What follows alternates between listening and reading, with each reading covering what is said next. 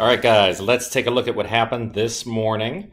I know that everybody was teed up to do the Apple trade right off the opening bell. So at first, this one looked like it was going to make a trend move lower. That's based on what was going on in the pre-market. We had this, pretty steady decline here over the course of about half an hour.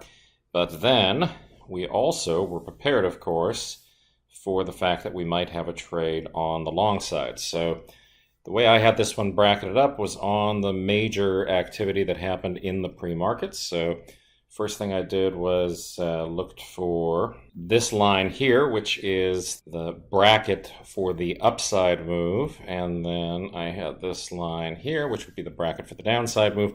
So initially I was looking for, was it going to pop down below 178.48? That's as it was tracking lower.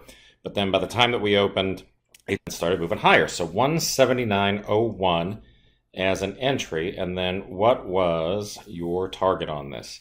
So an obvious place to put a profit objective on this, right up here at this pivot line, right? So that gives us a good indication of where we think price is going to go. And in fact, it did.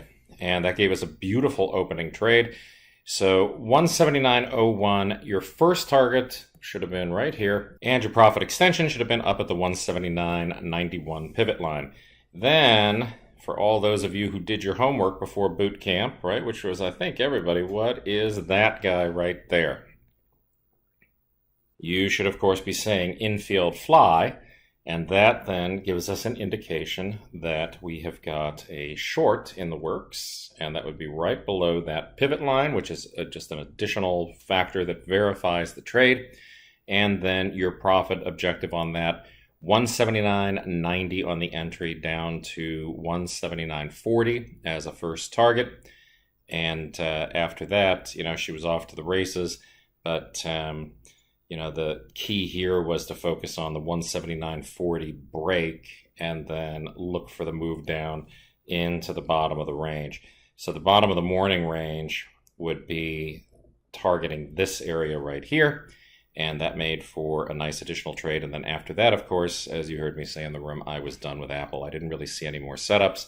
This extension down into here, that didn't really mean all that much in my way of thinking, and you can see that that's a very, very loose support and resistance area down there.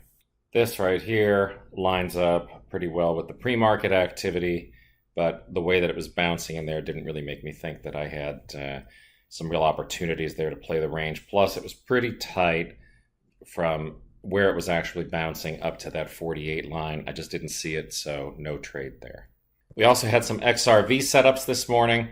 Here was the trade in Brunswick Corporation. So you can see that I've got the executions marked here for you. You can see exactly where we look to get into this trade. So it was right at that 43.18 mark. No problem at all getting filled there.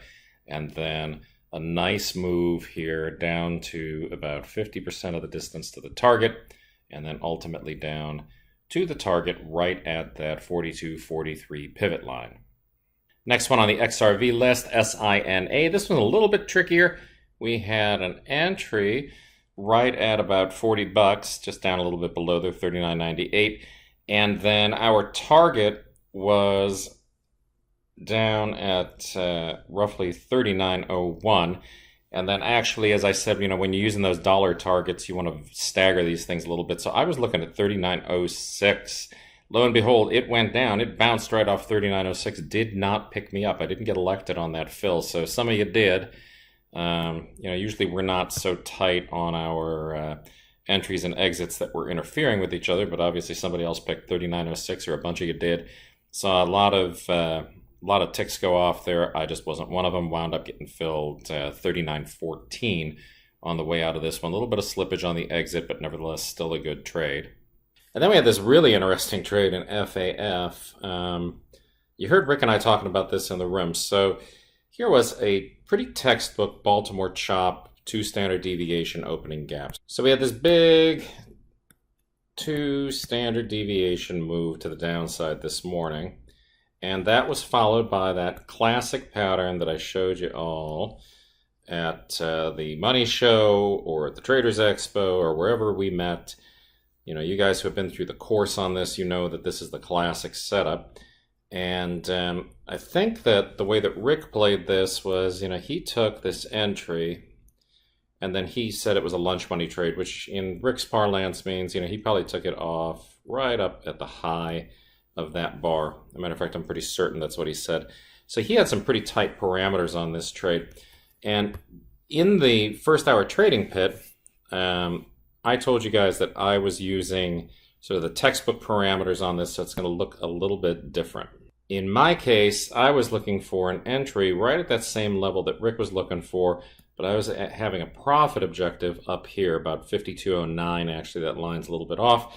You know, this is a case where definitely second mouse got the cheese on this one. So he had a pretty big stop on this initially, you know, down below the low of the morning there. But I really felt like this one had the possibility of a move in it. And, you know, I texted Rick a little while ago and said, look, I just got out of this thing, and would you believe it? And sure enough, it went right up to that profit objective, which if you recall from the course or from boot camp or any of the live events that I've done, the profit objective is aligned with a spot on the chart where you've got some significant activity. So in this case, opening bar, closed, had heavy volume, had a sell-off to the downside. You can see here that you know, the high of this bar was really what wound up being resistance later when price got up there again. And so it's set up to be a real textbook kind of a trade. We had a great move up. You had to endure a little bit of, you know, this whoop-de-doo here where it came up and tried to get into the range, but it never made it 50% of the distance to the target, so there really wasn't a reason to pull the plug on this one. And if you stuck with it, you got the reward when it went up and hit for almost $2 in profitability. So that is the morning. I hope that everybody had a good one. I hope that you guys got on that Apple trade, managed to capitalize on all the stuff we talked about at the boot camp. It was pretty much a no-brainer this morning. So with that being said, I am still in Miami Beach, so I apologize for the audio quality and no camera and all that stuff, but I'm going to go have fun with my kid and take him to a Marlins game today. Hope you all had a great trading day today, and I will see you tomorrow in the first hour trading day.